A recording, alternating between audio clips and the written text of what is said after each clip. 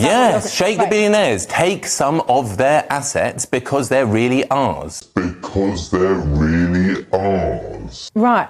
What? What? I can see that the system that we live under is making ordinary people, year after year after year, worse off, and it is making people who have absolutely everything they could ever possibly want have more and more and more capacity every year. That is an absurd system. After that clickbaity intro, I do want to give this man the credit that he deserves. He will make some points further in the video where he's actually correct on the diagnostic of the problems in our society. But what I really want to emphasize is the solutions he provides. They have been tried in the past. This is not a new ideology that he's proposing. This has been tried and tested many, many times over in the history of the world, with catastrophic consequences every time. It always went wrong. I don't know why, but it always went wrong. And so what happened in the 1920s when bloody Lenin came along and collectivized the farms was that they defined the kulaks, who were these tiny minority of successful farmers. Yes, shake the billionaires. And we're very productive people. They define them as socially unfriendly elements. Take some of their assets because they're really ours. You know those successful farmers up the street that you've always been pretty jealous about in your useless manner? Well, they're actually pigs and demons who are stealing from you. So why don't you come out, we'll form a nice little mob and we'll take everything they've got. Shake the billionaires. And all those people were killed or raped or set off to Siberia in the middle of the bloody winter where there wasn't even anything for them to anywhere for them to live or anything for them to eat. So they all died. And then the consequence of that was a few years later, 6 million people starved to death in the Ukraine. Next you'll be telling me that you shouldn't even have such a thing as a billionaire. Yeah, there shouldn't be billionaires. Absolutely, of course there shouldn't be billionaires. Greetings. You know, life of brutal dictator isn't always sunshine and lollipopski. Abomination that there are billionaires. At what point? A moral abomination. I cannot understand what he's saying. I mean, I do understand what he's saying, but there's this quote that I really like. Don't attribute to malice what you can attribute to stupidity. Now, I know for a fact that he knows what he's saying, because as much as I hate Bill Gates, and as much as I don't like what he wants to do with our society and all of that, I don't have any objections whatsoever that he's a billionaire. Again, I don't even like the guy. I cannot dispute that the way he earned his fortune is not only admirable, but it deserves emulation. If you can do that, you deserve my respect. It's a different thing if I like you or not, if I like your ideology or not, but you deserve my respect out from the get-go. Abomination. At what point do you start having an issue and becoming jealous? Because I do think it's not. jealousy. Of course, it's not jealousy. So at what point I pity them. The worship of money. At what point does your jealousy kick in? Is it when they earn their first million, their 5th million, their 10 million? What point does your jealousy kick in? Because I'm guessing it's not the billion point. I don't have a jealousy. I bet you do. No, it seems to me like you do. I don't, because if I did, I would go and earn a lot of money. He just casually says, I would go and earn a lot of money. Like, that's something simple. Like, that's something easy. Like, if you wanted, you could just become a millionaire next month. That's the easiest thing to do. He knows that's not true. I think he has to know that's not true. Because as much as the panel is doing a great job in just exposing what nonsense he's spewing, why didn't, like, if I was there, I would just ask, okay, then why don't you try? I was going to say, I'll give you a month to try to become a millionaire. I'll give you a year, 2 years. Let's see if you can do it. And then come back and say, it's because I don't want to. I'm not a billionaire just because, I don't want to be a millionaire. Yeah, I'm pretty sure of that. If you could press a button, and you would become a millionaire.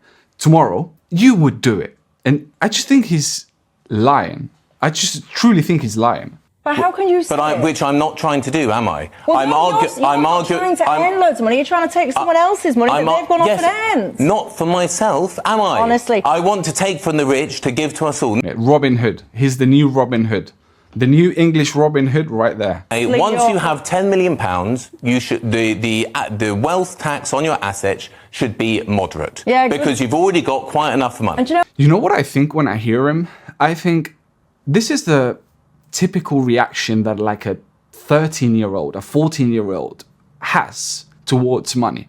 It's like when a 14-year-old discovers that money is being printed, then he just says, why don't we just print 2 million for everybody? Then nobody would be poor. That's the same logic and reasoning. So you asked me, what is the Laffer curve? How much would you work if you were taxed at 100%? Obviously, you wouldn't work at all, and there'd be no work, but also the tax revenues would be zero. Now that's this point right here on the Laffer curve. At 100% tax rates, no one will find there's any incentive whatsoever to work, and tax revenues will be zero as well. Now, as you start lowering tax rate, and you're going to see revenues starting to rise. These two curves will come at a point, the maximum point out here. There are two effects taxes have on revenue. Number one, which we call the arithmetic effect. If you raise tax rates, you do collect more revenue per dollar of tax base. But there's also the economic effect, which if you increase tax rate, you reduce the attractiveness of doing the activity, and you will shrink the tax base. Which I think somebody should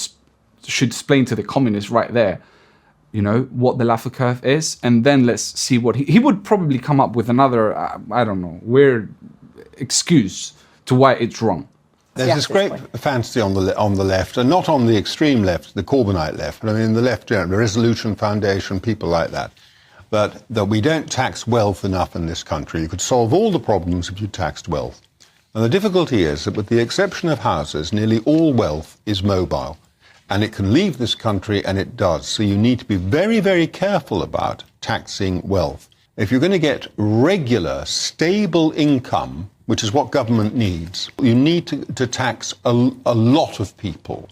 Taxing a small number of people, you might catch them in 1 year, but they're gone the next year. Every time people talk about it, I think it's a great idea, and then when you try and put it into practice, it doesn't actually work. But there's also the economic effect, which if you increase tax rate, you reduce the attractiveness of doing the activity, and you will shrink the tax base. The median person would have no savings whatsoever, and then you go up here where the 1% is, they have all the money. It applies in every single realm. 5 composers produce the music that occupies 50% of the classical repertoire. Bach, Beethoven, Brahms, Tchaikovsky, Mozart, that's right, those 5. Take all the music those people wrote. 5% of the music all those people wrote occupies 50% of the music of their writing that's played. So not only do almost all the composers never get a listen, but even among the composers who do get a listen, almost none of their music ever gets played. So it applies to all sorts of things, like number of hockey goals scored is also distributed this way. Number of basketball successfully put through the hoop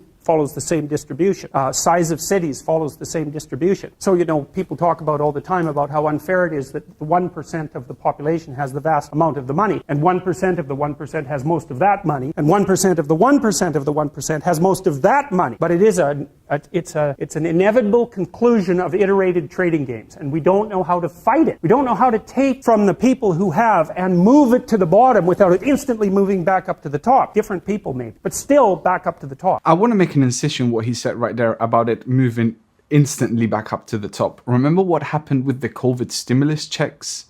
Amazon shot through the roof. Apple shot through the roof.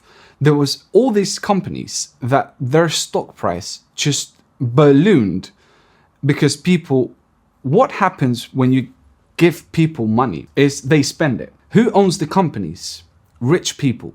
So what happens to the money that poor people make? It instantly goes back to the rich people. And like, I wish more people could understand that, is that the rich are not the enemy, and society has to come to some sort, this is an Herculean task, but it has to come to some sort of way to not let that just explode out of control. We have to find a solution, but I think it's extremely complicated. Most people have more stuff, more money at the end of the month, and we aren't paying so much out to the people who don't do anything. They just sit on massive assets. Do you think that these huge pools of capital, BlackRock, Blackstone, etc., they're actually doing anything? No, but are they actually doing anything to improve the productive capacities for all of us? No, they're not. When you say about people sitting on assets, let's just take the example, and I want to bring you back in because now you've set me off. No, I'm just astonished. We've got, you know, this 1950s No, because socialism. I could rant about this issue. 1950s improved people's lives much more in this country than the last decade. It's not jealousy. Well, if it were jealousy, I would be like them trying to earn loads of money. it's really quite a spectacle to see people at places like Yale come out, agitate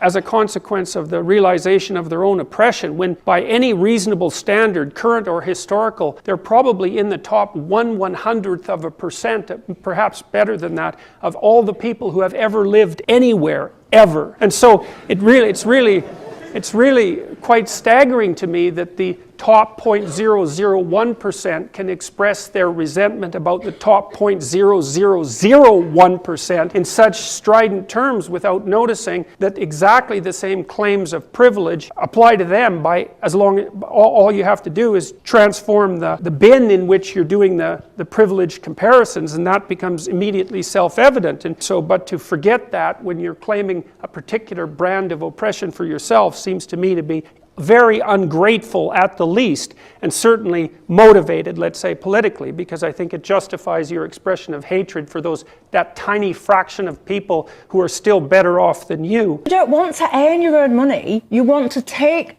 No, because I'm not taking it from them into my pocket, am I? Well, I'm saying no, I'm not. For all of us, you'd get your share. For all of us. You get your share. Yeah, for all of us, so that we can have childcare, so that people can raise healthy children, so we can have smaller class sizes, so we can have better transport. You see what I said at the beginning of the video? He does see problems in our society that require solutions, because I think this is emotional manipulation. Wouldn't you want better childcare? Wouldn't you want the elderly to be better taken care of? Wouldn't you want smaller class sizes? It's like, if you don't agree that we should basically take the money from the rich, you're against these things. He's just using basic emotional manipulation. So you don't want to take money from the rich. Okay, so you're against all these good things that we should do in our society. That's just what he's doing right there. So we can look after old people with dignity. Yes, all of these things. Yes, I want to have everybody in the country to have that. Everybody should have a decent life. Everyone is of worth equal value. We should have dignity for all. He's equating there that if you do not believe we should take the money that people earned, rich people earned, because they earned a lot of money, if we don't take the money from the rich people, that means that you don't want people to have a dignified life. You see the words he's using?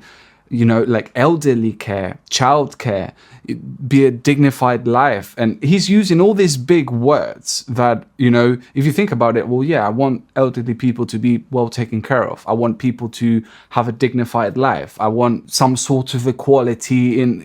Everybody's for that. But then the solution that he's saying for that is, well, let's just take the money from the billionaires. Because that's the solution. We have a system where they have all the money. I would like them to pay a lower percentage. I would love the top 1% or the top 10% to pay a lower percentage, because we've gone through a process where the ownership of wealth and the distribution of income and power in this country is much more even. Do not think that, for example, the Bank of England giving out hundreds of billions of pounds in quantitative easing to inflate asset prices, that means that people who hold assets, and Daniel knows this is true, who hold assets, get their assets inflated in price. I said they go up in price. Have they done anything? No. The Bank of England has intervened in such a way as to put more money on their asset value. This is unfair, yes, of course, but it is also bad for a dynamic economy, because it means that investment goes towards the hoarding of assets rather than the creation of new productive things. And I think, yes, we should tax productive investment less, and any unproductive asset hoarding should be taxed much more, of course. Again, he's pointing extremely valid arguments of problems that our society has. But I think that's got nothing to do with people that accumulate money. If you have a system where that's what's happening, then what's the mistake on doing in that particular system? What allows you to accumulate wealth? In what way is wrong? He's looking at a problem in our monetary system, and the solution he wants to use to fix that problem, again, is just take the money from the billionaires. Instead of fixing the problem from its root, which is you've basically accepted that there is a systemic issue in the way the monetary system works, and that problem has to be fixed. So why not find a logical solution that will benefit the most amount of people without sacrificing the economy itself? And I'm not saying I know the solution, but what I am saying is I know what not to do, which is what he wants to do. The median person has not done anything creative ever in their life with anything on any dimension. Right, it's really important to know that. And then you have these horrible people out here. Right? They do everything. The richest 100 people in the world have as much money as the bottom 2.5 billion. And you think, well, that's a terrible thing, and perhaps it is, but what you have to understand is that that law governs the distribution of creative production across all creative domains. Right? It's something like a natural law. You've all played Monopoly. What happens when you play Monopoly? One person ends up with all the money. It's actually the inevitable consequence of multiple trades that are conducted randomly. So it's a deeply built feature of systems of creative production, and no one really knows what to do about it, because of course the danger is that all the resources get funneled to a tiny minority of people at the top, and a huge section of the population stacks up at zero. But to blame that on the oppressive nature of a given system is to radically underestimate the complexity of the problem.